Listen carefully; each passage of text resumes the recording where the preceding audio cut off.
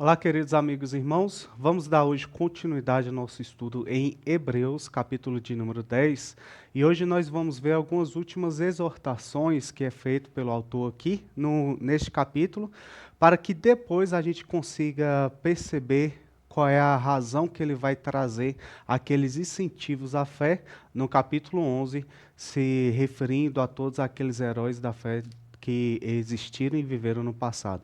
Nosso objetivo agora está analisando, juntamente com vocês aqui, no capítulo 10 de Hebreus, os versículos de número 26 até o versículo de número 31. Queria que você acompanhasse essa leitura junto comigo. Hebreus, capítulo de número 10, versículo de número 26. Porque se vivermos deliberadamente em pecado, depois de termos recebido pleno conhecimento da verdade, já não resta sacrifícios pelos pecados. Pelo contrário, certa expectação horrível de juízo e fogo vingador prestes a consumir os seus adversários. Sem misericórdia morre pelo depoimento de 2 ou 3 testemunhas quem tiver rejeitado a lei de Moisés. De quanto mais severo castigo julgais, vos será condenado digno aquele que calcou aos pés o Filho de Deus, profanou o sangue da aliança, com qual foi santificado e ultrajou o Espírito da graça. Ora, nós conhecemos aquele que disse: a mim pertence a vingança, eu retribuirei. E outra vez, o Senhor julgará o povo. Horrível coisa é cair nas mãos do Deus vivo. Quero então com vocês estar percebendo algumas coisas aqui, como o autor vai estar argumentando aqui.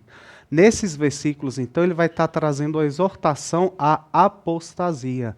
Devemos lembrar que aqui o autor está escrevendo para um povo hebreu, que era um povo hebreu convertido ao cristianismo, que se abraçaram à fé, só que entre eles existem aqueles que estavam querendo voltar para as práticas do passado. Então essa carta vem trazer a supremacia de Cristo, essa carta vem falar sobre a nova aliança, essa carta vem falar a respeito de que Cristo é a realização das sombras que foram anunciadas no passado por meio da lei de Moisés, e aqui ele vai trazer mais uma exortação para que o povo não venha cometer uma apostasia. Eu queria ver com vocês, então, algumas coisas referentes aos versículos 26 e 27. Como é que o autor está trabalhando essa argumentação? Eu vou ler novamente o texto nesses dois versículos para que a gente possa caminhar agora passo a passo e compreender o que o autor quer comunicar aqui com os hebreus. Olha só, no versículo 26 e 27 temos o seguinte: porque se vivermos deliberadamente em pecado, depois de termos recebido o pleno conhecimento da verdade, já não resta sacrifício pelos pecados. Pelo contrário, certa expectação horrível de juízo e fogo vingador prestes a consumir os adversários.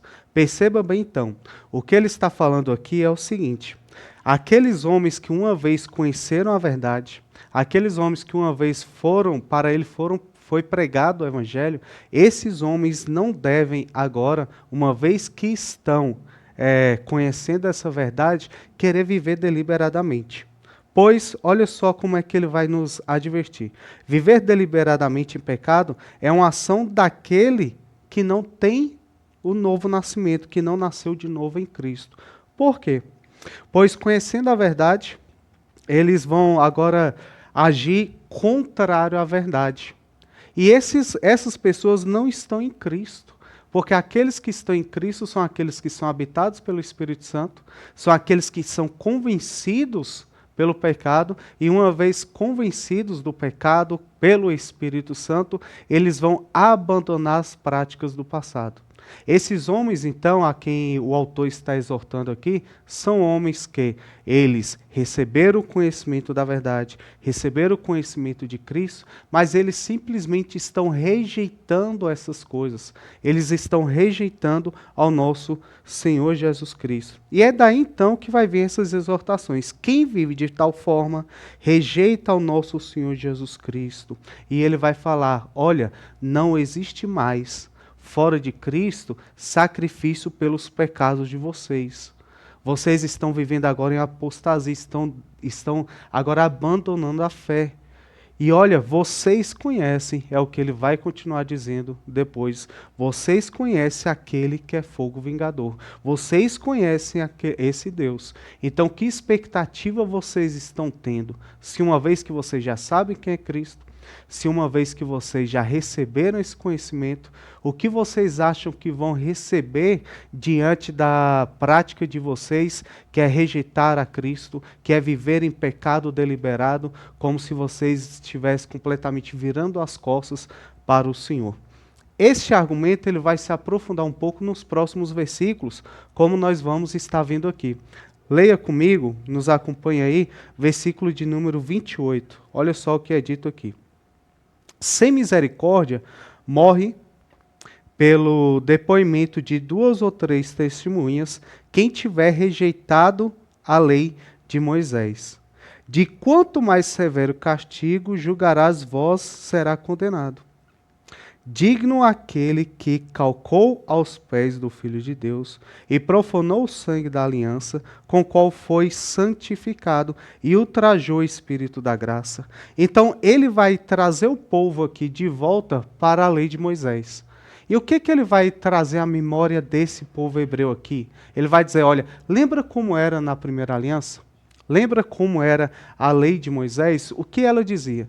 Que se alguém deliberadamente, que se alguém definitivamente rejeitar a lei de Moisés e houver contra ele 2 ou 3 testemunhas, essa pessoa deverá ser morta, essa pessoa deverá ser condenada, essa pessoa está debaixo de juízo, deverá ser excluída do meio do seu povo. Perceba então que aqui, em especial, falando para esse povo, qual era a punição para aqueles que decidiam viver de tal maneira. Qual era a punição para aqueles que, dentro da lei de Moisés, na antiga aliança, decidia viver rejeitando a lei de Moisés, não só o próprio povo hebreu, como também os estrangeiros que viviam entre eles. O que ele está nos alertando agora é o seguinte: se para aquela lei de Moisés, que era apenas sombras do que havia de vir, que se realizou em Cristo, tal punição já era tão severa, ainda mais severa será para aqueles que rejeitam a Cristo.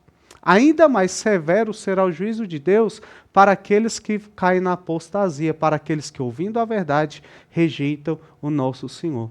Aí nós vamos ver algumas características de uma apostasia que é apresentada no próximo versículo. Acompanhe aqui comigo mais uma vez essa parte aqui do versículo 29.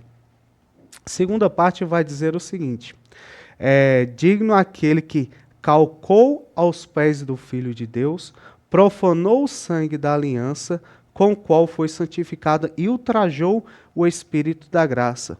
Está falando aqui de 3 características de quem está agindo em apostasia.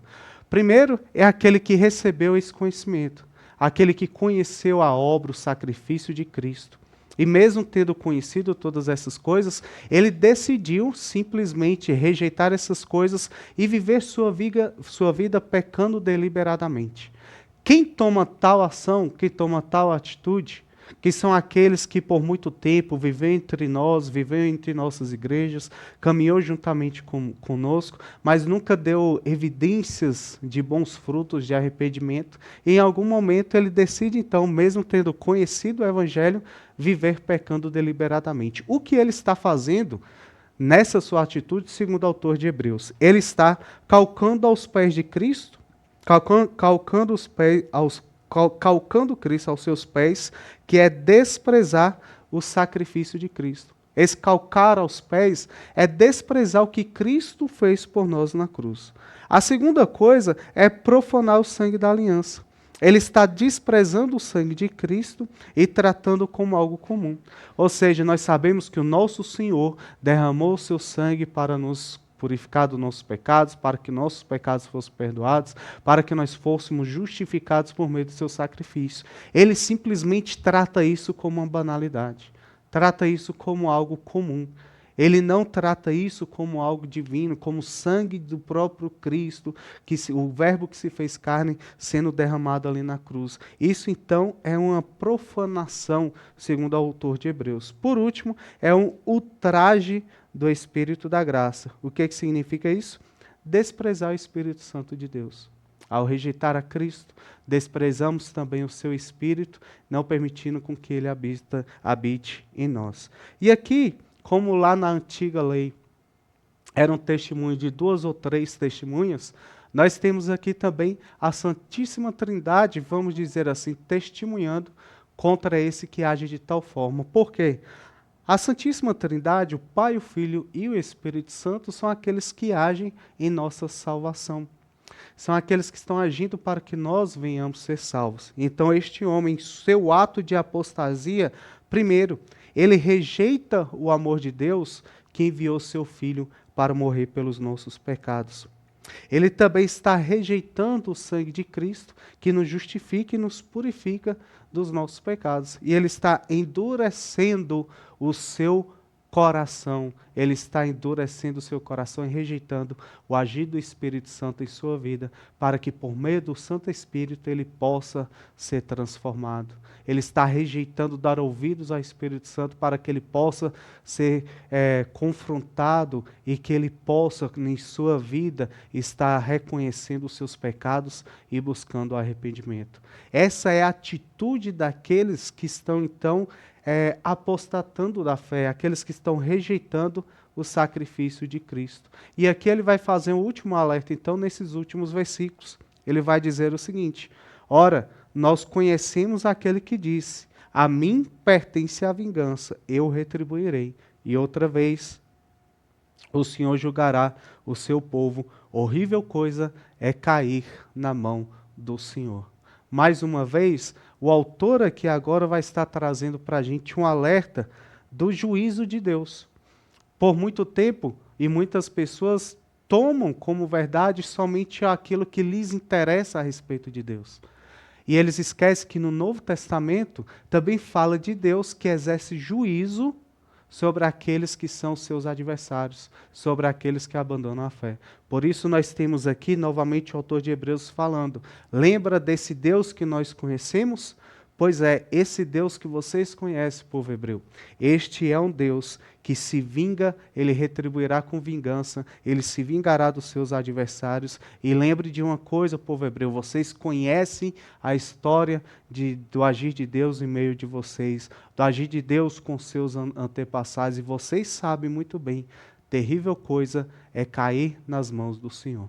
Portanto, se vocês conheceram a verdade, se vocês têm conhecimento da obra de Cristo, da realização das coisas que foram premeditadas lá no passado, que foram somente sombras lá no passado e agora se tornam realidade, é bom que vocês se mantenham firmes e inabaláveis na fé. Falaremos sobre essa fé no nosso próximo encontro e Deus abençoe a vida de vocês.